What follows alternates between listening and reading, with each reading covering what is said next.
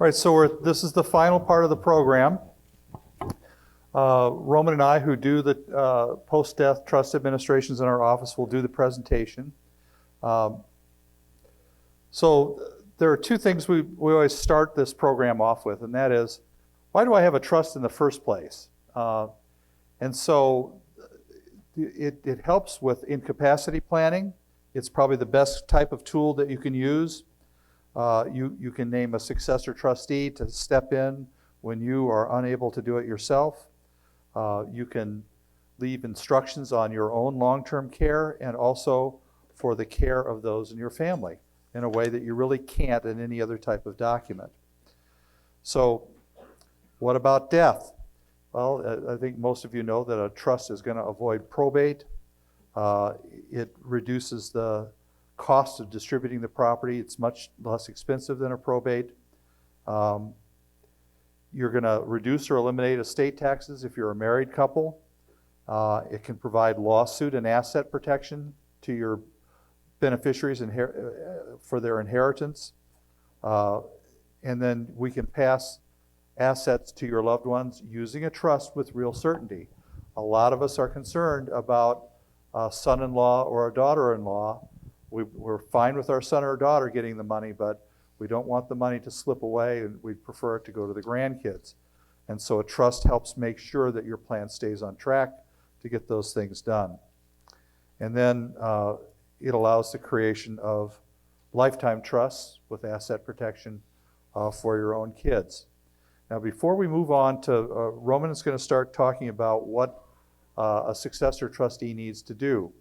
But I'd like to see the hands of the people in this room who brought a son or daughter along, who's a likely successor trustee. Can we see? And those successor trustees, keep your hands up. How many of you know where the red book is? Almost everybody. Awesome. Here, this is it. We have, for years, this is the color we've been using. I'm glad we've never changed the color, because we can always say, do you know where your red book is? Almost everybody does, and then all the things that we want to talk about are in the book. So, but in years past, we have had more of a failing grade for our audience. Today, I thought you guys did great. So now I'd like to introduce my friend, Roman, who is going to help us understand what trustees are supposed to do. And thank you all for coming this afternoon. This portion, we talk about what successor trustees are going to need to do, but it's real important to stress that our law firm, primarily these days, Mark and I, are here to help these successor trustees. And oftentimes, in every case where a successor trustee needs to take over, or they think they may need to take over, they're always welcome to get an initial consultation with us to find out what their duties are. So when the person who set up the trust, either it may be in a first spouse for a married couple, or if a single individual dies, then the successor trustee has certain responsibilities that are spelled out in the trust. And it's many pages of lists of things that the successor trustee may need to do. And I'm just going to go over here what some of the highlights are. And then again, I want to stress that these tasks sound like they could be fairly complicated, require record keeping. But again, oftentimes all our successor trustees are doing are coming to meetings at our office. Also, we do many on Zoom now, or we do conference calls. We actually learned in this process that since COVID started, that many times when we had face-to-face meetings, that it was a time drain on the successor trustee, either having to go back and forth to our office. So we've been able to accommodate many of these tasks and many of these meetings without actually having to have an in-person meeting. You're always welcome as a successor trustee to have an in-person meeting, but we've learned that some of these can be avoided if that's more convenient. Many times the successor trustees have other obligations and they want to fulfill their trustee duties, but also not neglect their other duties in life. So these are some of the tasks that are going to need to be done. We're going to need to put together a list, we call it an inventory, of what the assets were as of the date of the person's death. And this is important not only to know what we're going to have to put in claims for, but also to establish the value. Mark referred to step up in basis, which is a calculation that helps when an asset is sold after someone's death. So we want to have a good legal document that will show what the value of the capital assets were on the person's date of death. Then we're going to help with claims. And claims can go both ways. A claim for an asset that the decedent had, it might be an annuity, a life insurance policy, a retirement asset. Those forms are sometimes pretty long and not the easiest, not the most user-friendly to fill out. So we would help fill those out. The successor trustee actually signs those forms, but most of the time we prepare them and help with the strategy as to how claims are made. The timing of claims can impact the tax situation, so we want to make sure that those factors are taken into consideration. And then there are going to be some expenses. There's going to be the expenses of maybe a CPA that needs to help with the tax returns, our attorney's fees, and then also in many cases the trustee will want to take a fee, is entitled to a fee. The times where a trustee may not take a fee is if they're the sole beneficiary. Because if you're the sole beneficiary of a trust and you take a trustee fee, you're turning something that is non-taxable income into taxable income. So that's something that we help people understand. Even though you're entitled to a trustee fee, it may not be necessary for you to take one because you're going to get the proceeds of the trust in the end anyway. Next slide. There it is. Okay, thank you, Mark. So the trustee then is going to have some additional tasks of making sure the taxpayers, the final taxpayer's individual tax return, 1040 return, is done for the year of death. And this is something that in our initial meeting, Mark and I will spell out the time period for that final individual tax return, and it will be January 1st up through the date of death. So that'll be the final 1040, and if it's a married individual, it'll just be indicated on that return that one of the normal joint taxpayers has passed away. The other return that needs to be done is a 1041 return, and that return, we can, in the case of many married couples, when they pass away, oftentimes we do not need to do that 1041 return. But in the case of the second spouse to die or an individual who dies, we want to make sure that that 1041 return is done. It's called a fiduciary tax return. The trustee signs it, and normally our firm will prepare that return as part of the trust administration tasks that we work with the successor trustee on. There may be additional tax returns that need to be done in more complex estates. We might have to do an estate tax return for larger estates. We may have to do an estate tax to take care of something called portability. We've talked about that at previous programs, and that's where a surviving spouse can use a portion of the deceased spouse exemption. Mark talked about the exemptions in the earlier part of the program, and there is a way also to transfer that exemption, and that's done with a specific tax return known as a 706 return. And then at the end of the process, we assist with the distribution of the estate to the beneficiaries. That may be an outright distribution where the money is just transferred to the individuals, or it could be a transfer to a trust that's set up for the beneficiaries. We would want to make sure that before all the funds were distributed, that we looked ahead to see if there were any hidden costs that may come up in the future.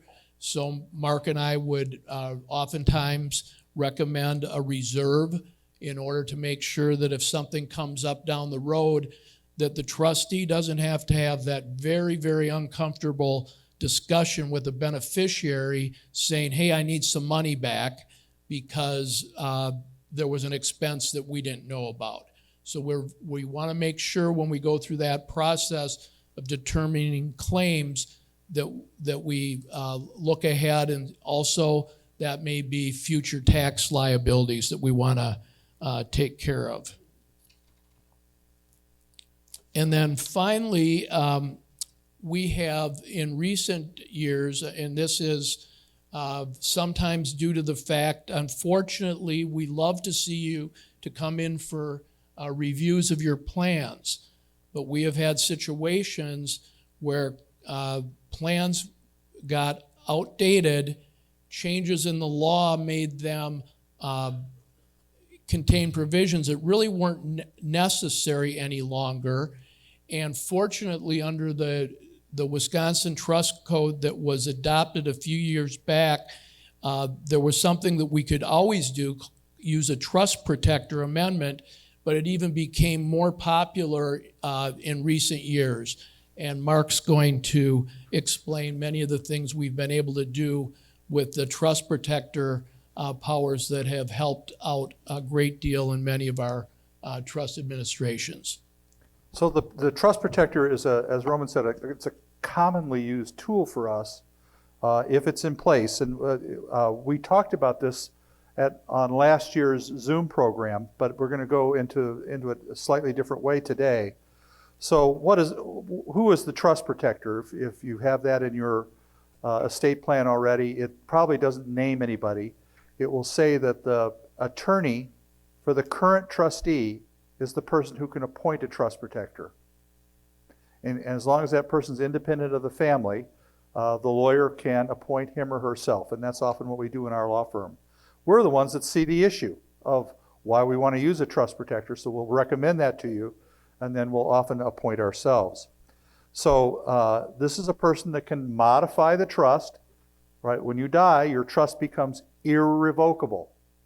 And so the only way to change it in all the states, including Wisconsin, ordinarily, is you must go to court, file a petition to modify or reform the trust, say, Judge, here are the things that we want to see changed or updated, and you may or may not get your wish, depending on what the judge thinks.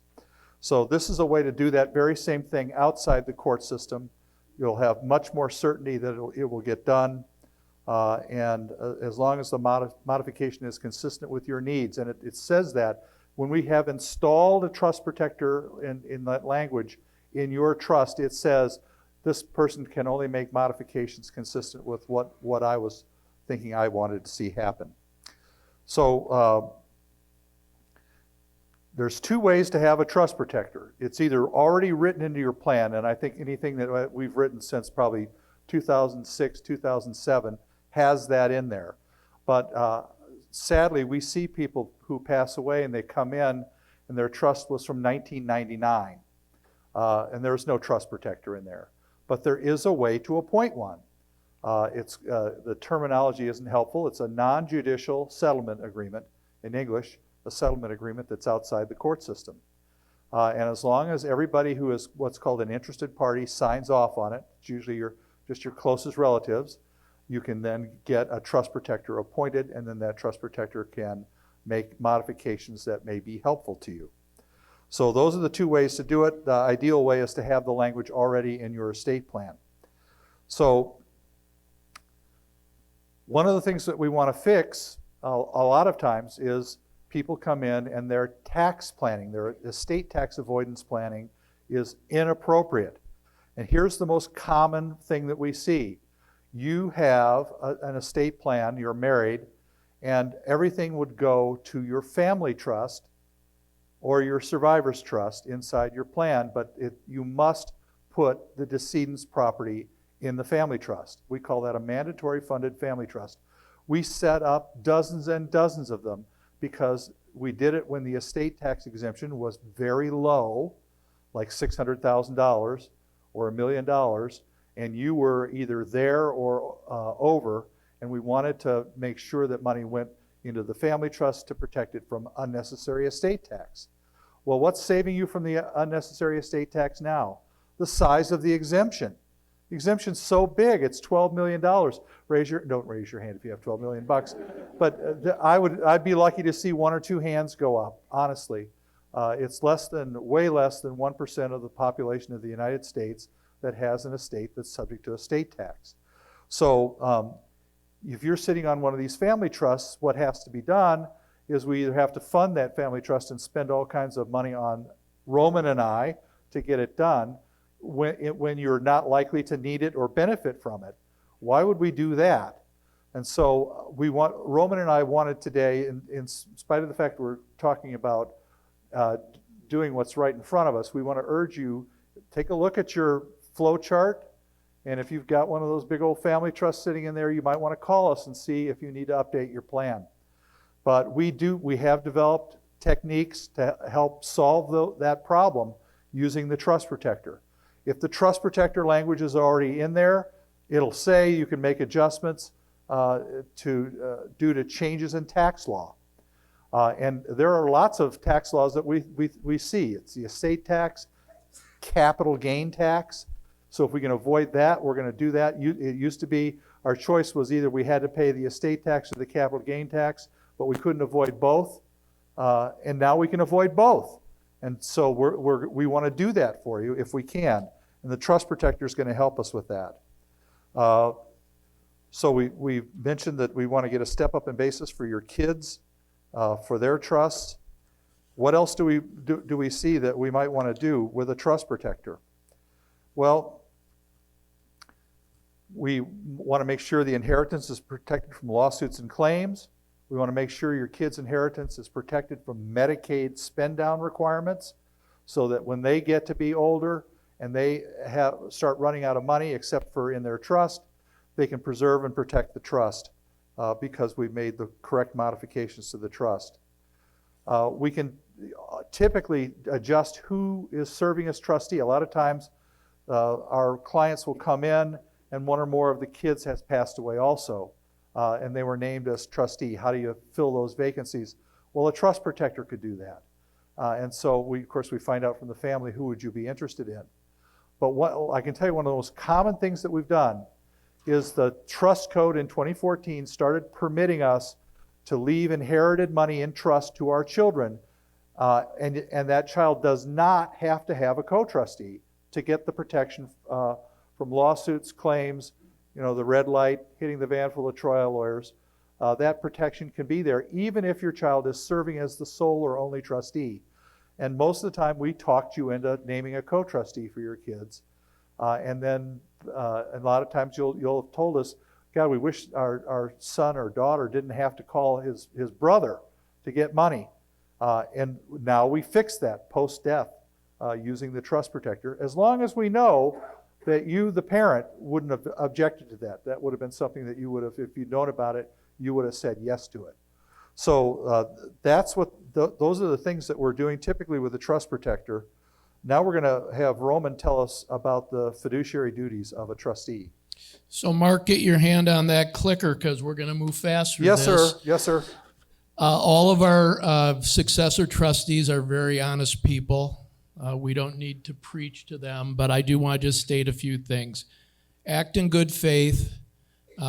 When you do have control over the trust assets, we just want to make sure we're aware of what's going on with the market, how those assets are invested, Sometimes it makes sense if they were in something that was highly volatile to move them out of the market. And those are things that we can talk about. And we also encourage you to talk with your financial advisors or the financial advisors that the people that set up the trust had, and work with them if there needs to be a change in investments. The successor trustee has the instructions in the trust agreement as to what they're supposed to do and what steps they're going to take. And the most important thing to remember here is that you owe, as a trustee, a duty to all of the beneficiaries of the trust, so that in dealing with the assets, you just want to make sure that you treat everyone fairly. So if there's a beautiful cottage on an acre up in Minocqua, you don't sell it to yourself for $1. It just would not go over well with the other beneficiaries. You have to make sure that if you can deal with assets that you would receive, but you just have to make sure they're dealt with on a fair basis. And because it's not technically your money until, if you're a beneficiary, that portion is transferred to you, we want to just make sure that everything is accounted for well, so that down the road, if maybe there's a sibling has a grudge against you since grade school, that we don't want to give them a big target to shoot at to say that you were unfair to them. So that's really what we want you to do, is to treat everyone fairly. And certainly if there's any questions about how assets should be transferred, please just remember we're there to help. So those of you who have been named as somebody's successor trustee, do you get paid? You absolutely do. And it can be, it'll say in the document a reasonable fee, and that can be by the hour. It can be a percentage of the gross estate if you're wrapping up somebody's estate. But you have to remember, as Roman said, your fee is reportable as income tax. So for example, a spouse, where the first spouse has died, isn't going to take a trustee's fee because he or she gets all the money anyway. Why not take it tax-free instead of subject to income tax? And you don't have to take a fee if you don't want to. And we see this often with families with 2 or 3 children. The one child that's named as trustee will say, I don't need to take a fee. It doesn't help get a target off your back, but psychologically it does. Because if your family thinks you're getting paid, they're going to be a little more picky about how things turned out. So do you have to do this by yourself? We hope we've gotten across to you. We've got quite a team. There's Roman and I, and then Camise Figures and Tammy Rundle. We all work on these cases together, along with Amanda McCormack on the tax side. And so we're not there just to help. We're there to get it all done for you. Your job is we try to help you understand what you're doing, and here's some paperwork to sign, and we try to move you through the process so that the estate gets distributed in an efficient manner. So no, you don't have to do it by yourself, and plus there's the rest of the team. There's a financial advisor, there might be a CPA, insurance professionals, all can help out. If you are getting long-term care, you may have a care manager. So all the reasonable costs of these other professionals is payable out of the estate.